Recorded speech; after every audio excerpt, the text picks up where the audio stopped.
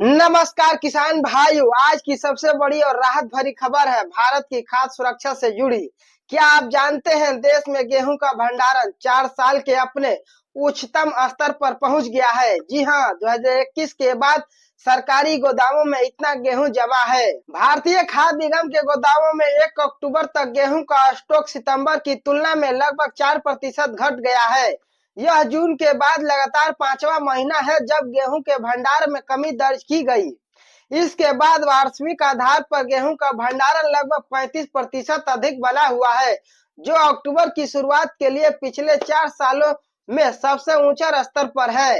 आमतौर पर जून से गेहूं के स्टॉक में कमी देखी जाती है, क्योंकि उस समय सरकारी खरीद अभियान समाप्त हो जाता है और सार्वजनिक वितरण प्रणाली के तहत गेहूं का आवंटन शुरू होता है। फिलहाल एफसीआई का गेहूं भंडारण 205 लाख टन के निर्धारित बफर मानक से कहीं अधिक है, जिसमें 175 लाख टन परिचालन स्टॉक और 30 लाख टन रणनीति भंडारण शामिल है।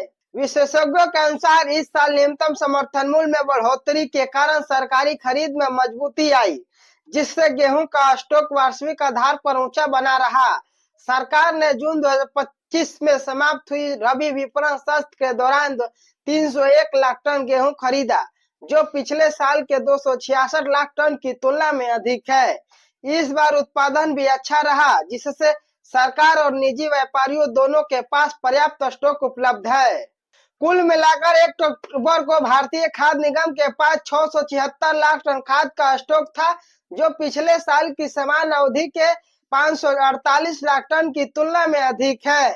इसमें से चावल का स्टॉक 356 लाख टन है, जो महीने दर महीने आधार पर 3.5% कम जरूर है, लेकिन सालाना तुलना में लगभग 15% अधिक है। वर्तमान चावल भंडार केवल 2 दशक का उच्चतम स्तर है, बल्कि 102.5 लाख टन के बफर मानक से भी कहीं ऊपर है। अब सवाल है, आम जनता को इससे क्या फायदा होगा? इससे फायदा यह होगा कि कीमतों पर नियंत्रण बना रहेगा।